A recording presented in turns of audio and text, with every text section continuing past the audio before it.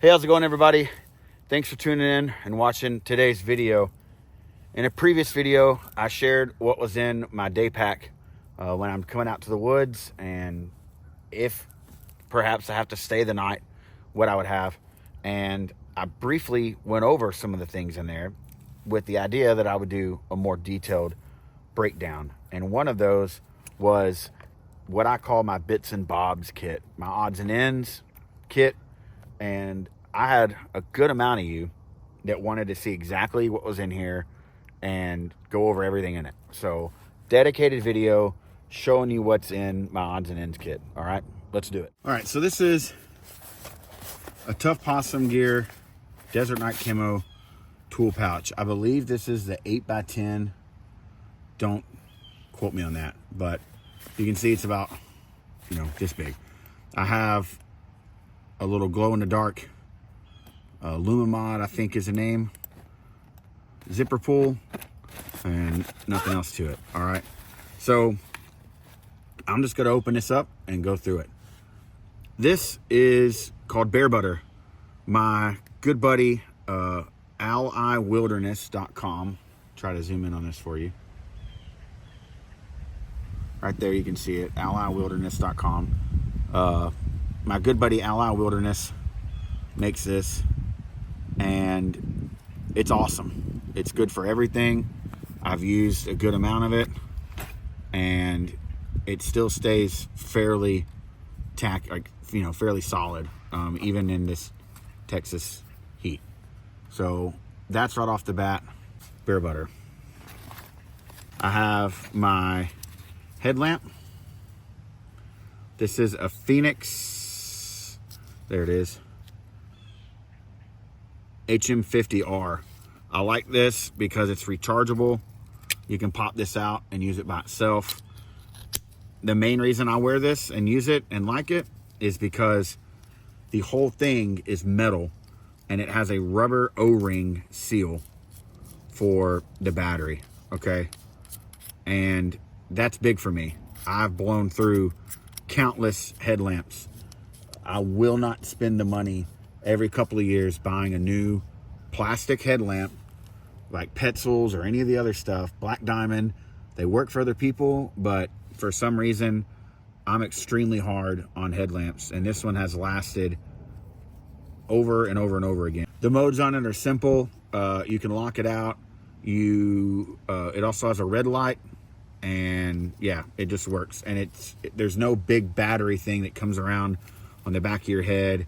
It's lightweight, and the headband itself has this material on it that grips. It's like soft, cushiony, grippy rubber. So really, really like this headlamp. This is all 3M reflective material too, so can't recommend this enough. It's by far my favorite. I'll just keep buying these if I ever need to get a new one. I have my original Work Sharp guided field sharpener here. This is going on 10 years old. So really great tool. Diamond plates that remove so you can sharpen axes, machetes, etc. 3 different ceramic rods. You got coarse, fish hook, fine. The leather strop is kind of the only downside that I see to it, because there's often times that you're setting this down on the ground or setting this down on something to have a flat surface to use a ceramic rod. I'm a big fan of ceramic rods, and you'll get all this crap and grit in your strop. So that's the only kind of negative design feature that I see on this, but there's no other way to take up that space. So really big fan of this. It keeps my tools sharp enough for me. I have a little utility blade, just a backup spare fixed blade that I know is always going to be in here. I'm always going to have it. This is LT Wright Patriot glow liners, and ironically, it's one of the few fixed blades that I still own in D2. So I haven't had any issues with this, but this is an excellent blade. Perfect for a little kit like this, to know that you always have something in it. Next up, I have a Sharpie.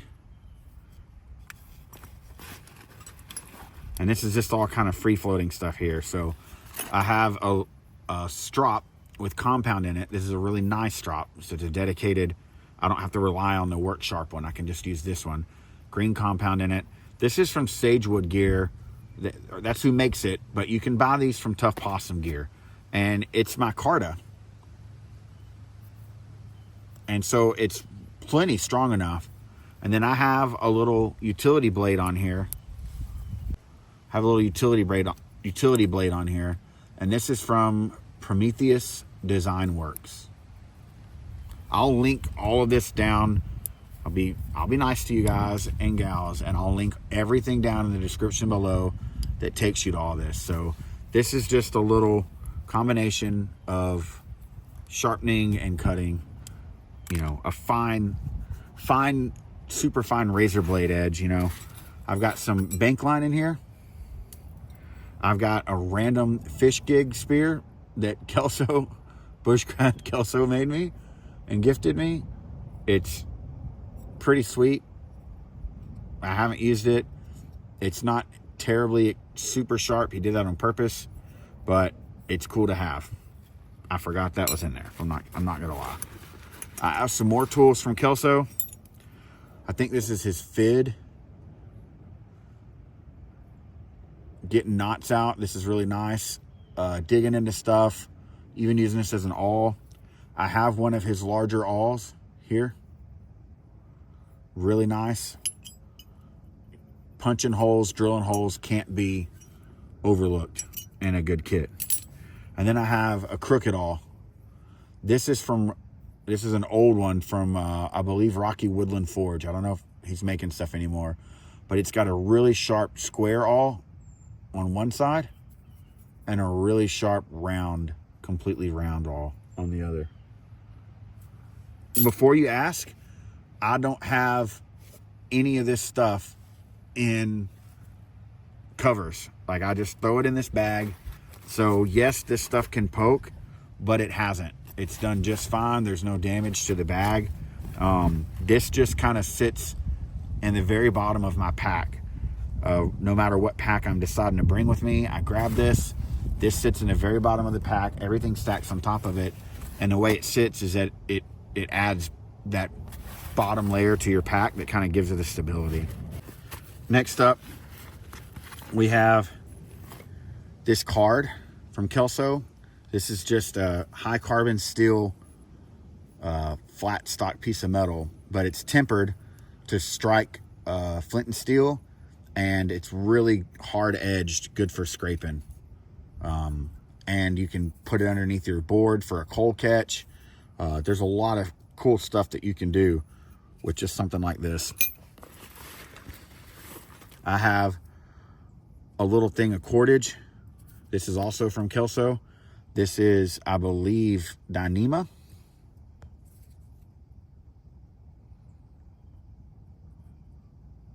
So really high tensile stuff.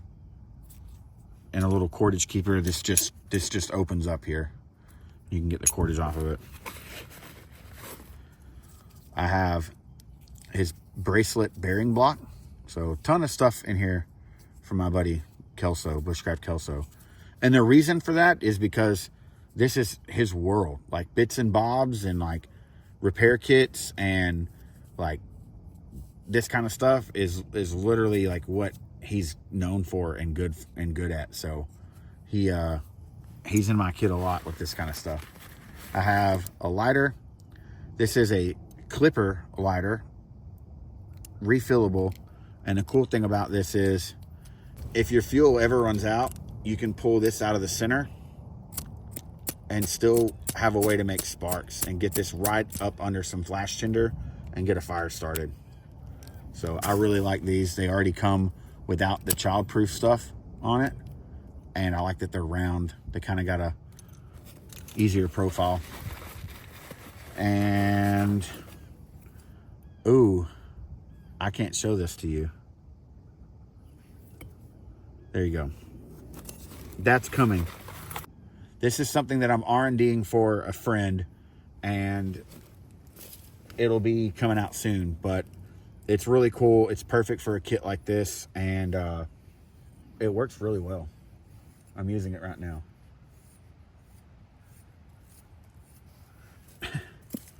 All right. So that's all of the free floating stuff. So, of course, because I'm weirdo, I have a kit inside of a kit. This is like a Frankenstein kit. Let me show you. Don't mind my boot, but I'm trying to get underneath this tarp out from the sun. So this is from Coal Cracker Bushcraft. This is their tool and repair kit. This bag and kind of the base implements in this kit, okay? I've just added to it. So you have their gear lube in a chapstick form, and this is I believe a beeswax base. It's pretty handy. It works really well. I have their tool oil, metal and wood conditioner.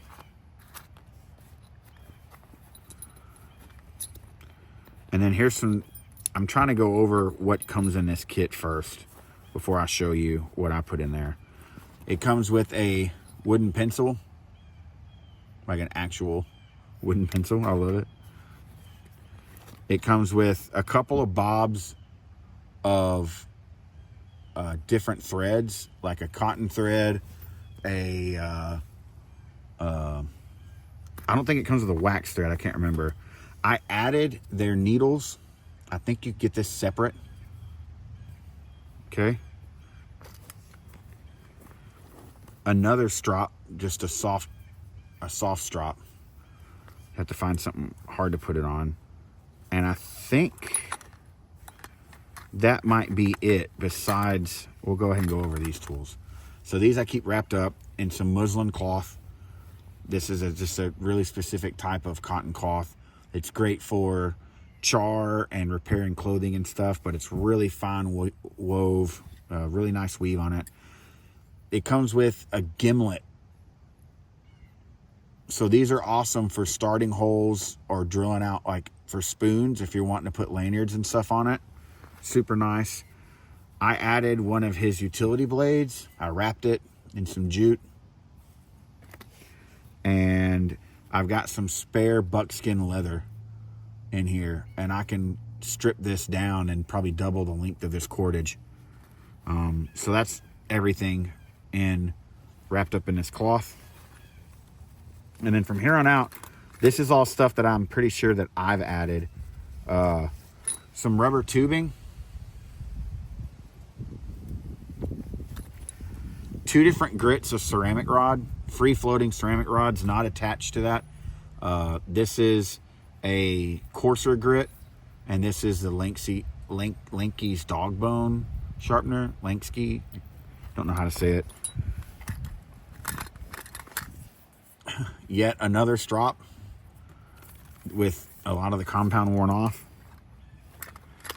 A can opener.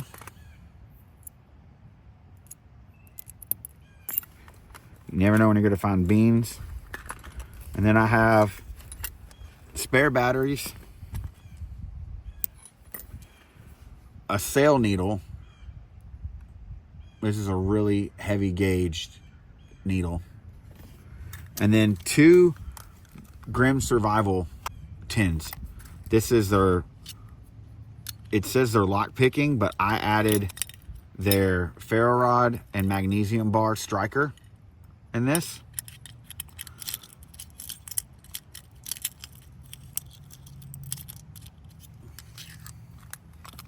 And then in this one, I have a couple other cards. Ones that I think are the most useful. So sandpaper, their line card. This is just like waxed thread. Their fire card that has a little blade, magnesium bar, ferro rod, scraper, kind of a saw. And then Callie Russell's fishing deadfall knife card with a needle. It's got a bunch of good stuff in here. So I know not everybody's a fan of these kind of cards, but these are legit, for me at least, these are legit tools that don't take up a lot of space that I've used and have found worth carrying. So that's everything. I'll lay this out and let you look at it one more time.